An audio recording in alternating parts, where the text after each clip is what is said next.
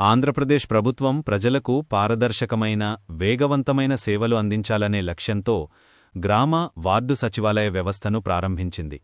ఈ వ్యవస్థ ద్వారా ప్రజలకు సచివాలయ సేవలు సులభంగా అందాలంటే వారు నివాసముంటున్న ప్రాంతానికి సంబంధించిన సచివాలయంలో హౌస్ హోల్డ్ మ్యాపింగ్లో చేరి ఉండాలి. ఇప్పుడు ఈ హౌస్ హోల్డ్ మ్యాపింగ్లో చేరినవారు ఎటువంటి ఇబ్బందులు లేకుండా ప్రభుత్వ పథకాల లబ్ధిని పొందాలంటే సిటిజన్ ఈకేవైసీ చేయించుకోవడం తప్పనిసరి. ఇది ఎందుకో, ఎలా చేయించుకోవాలో ఇప్పుడు చూద్దాం. ఈకేవైసీ గురించి కొన్ని ముఖ్యమైన విషయాలు తెలుసుకుందాం. మొదటిది, ఈకేవైసీ ఎందుకు చేయించుకోవాలి? ఆంధ్రప్రదేశ్ ప్రభుత్వం ప్రతి పౌరుడికి ప్రభుత్వ సేవలు అందించడానికి హౌస్ హోల్డ్ మ్యాపింగ్ అనే విధానాన్ని తీసుకొచ్చింది. మీరా మ్యాపింగ్లో ఉన్నారా లేదా అనేది తెలుసుకోవాలంటే ఈకేవైసీ చేయించుకోవాలి. రెండవది, ఈకేవైసీ చేయించుకుంటే మీకు ఎలాంటి లాభాలుంటాయి? ప్రభుత్వం అందించే పథకాల లబ్ధి నేరుగా మీ బ్యాంకు ఖాతాలో జమ అవుతుంది. ఈ ప్రక్రియ సజావుగా జరగాలంటే మీ ఆధార్ కార్డుకు బ్యాంకు ఖాతా లింక్ అయి ఉండాలి.